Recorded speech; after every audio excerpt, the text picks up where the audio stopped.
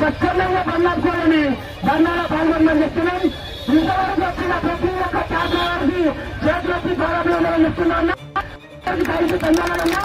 ఈ రోజు ఈ ధర్నా చౌకకి ఎక్కడెక్కడి నుంచో హైదరాబాద్ ప్రాంతం నుంచి చుట్టుపక్కల నుంచి తల్లి వచ్చిన ప్రతి ఒక్క డ్రైవర్ అన్నది పేరు పేరున చేతులెత్తి డ్రైవర్ ఉద్యోగాలు అందరూ చెల్లిస్తున్నాను. జై ఊబర్ ర్యాపిడోలో తీసుకొచ్చింది డ్రైవర్లు లేబర్స్ స్థాయి ఉన్నది. ఇలా ఊబర్ ర్యాపిడో సర్వీస్ ప్రైవేట్ కంపెనీలని మనమే స్థాయి దాకా తీసుకొచ్చినాం. పడేది ఇక మన వల్ల కాదా? బైకాట్ చేస్తే మన వల్ల కాదా? ఫోన్ చేస్తుంటే కళ్ళకి నీళ్ళు ఆడుతున్నాయి అన్న. అప్పుడు ఏ రాజకీయ నాయకుడు రారు, ఎవ్వరు రారు. కానీ అలా అవసరాలు వచ్చేవారికి ముందరకు వచ్చి చాలా మంది ఎవరికి ఎట్లా దిగినమో రేపా దినం డ్రైవర్ల కోసం ఇంకొక అడిగేస్తాం. నాతో ఉండే అన్న వాళ్ళకి అందరికి ఒకటే మాట చెప్తున్నా. ఇది ఈ టాపిక్ ఎవరు తీయలేదు. 1000 రూపాయలు చాలా దినం మొత్తంలో సంపాదించి దానికి పోలీసులో కట్టాల్సింది వస్తుంది.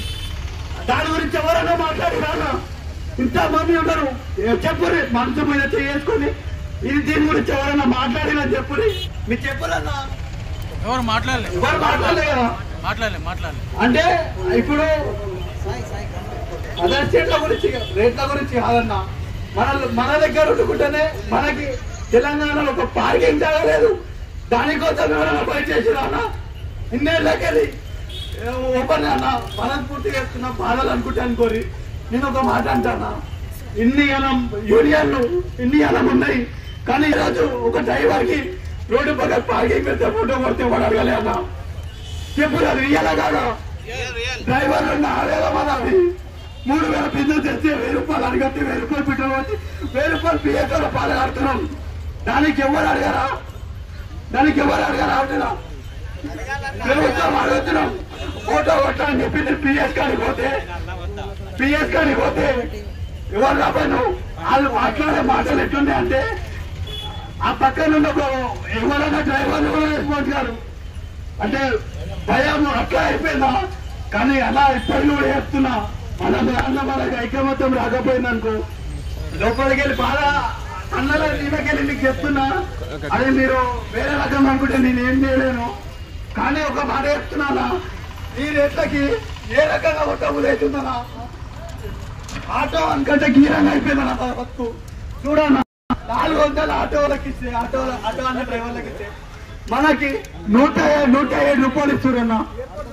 చూడు 107 రూపాయలు వచ్చినాయన్న. ఏ రకంగా మేము డీజిల్ చేయాలి? పనులు పంపించుకోవాలి, పనుల డీజిల్ పంపించుకోవాలా, రక్తాలు పంపించుకోవాలి అనుకోవాలా? ఏ అర్థం అట్లా? ప్రభుత్వం అయితే డ్రైవర్ల కోసం ఏం చేయట్లన్నా. డ్రైవర్ల కోసం చాలా అసలుకి డ్రైవర్ అంటే ఒక చులకన అయిపోయింది ప్రతి ఒక్కరికి. ఎవరన్నా అంటే ఒక డ్రైవర్ని అన్న నానగ్రహం కూడా ఇది ఒక ఇన్సిడెంట్ మీకు తెలిసిందన్న. ఒక పిల్లవాడు టెన్షన్లతో ఆర్ట్స్లోకి వచ్చి చచ్చిపోయిందన్న. అప్పుడు కూడా ఎవరు రెస్పాన్స్ అవ్వాలన్న. ఆర్ట్స్లోకి వచ్చిందని తెలుసు. వాళ్ళ ఇంటికి పోయి ఇన్ఫార్మేషన్ చేస్తే ఇంత పెద్ద కథ వెళ్ళిందన్న. ఆ ఏ కథ ఎవరు తెలియదు అన్న. ఇడున్న ఏ డ్రైవర్లకు తెలియదు. మేము పోయినాం, మాకు తెలుసని.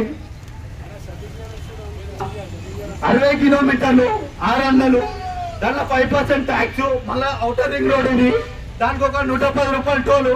దాంట్లో డ్రైవర్ కి మిగిలేదంత ఫ్రీ సర్వీసా లేకపోతే మనం పుక్కట్ల పని నడుపుతున్నామా? ఇది ఎట్లా అంటే ఫ్రీ బస్ లెక్క మనది కూడా ఫ్రీ సర్వీస్ పెడదామన్నా. అవి ఏం చేస్తాం? ఎట్లా ఒప్పించుకొని నడుపుతున్నాం కదా, గదే వాళ్ళకి నడుపుదామన్నా. ఏముంది?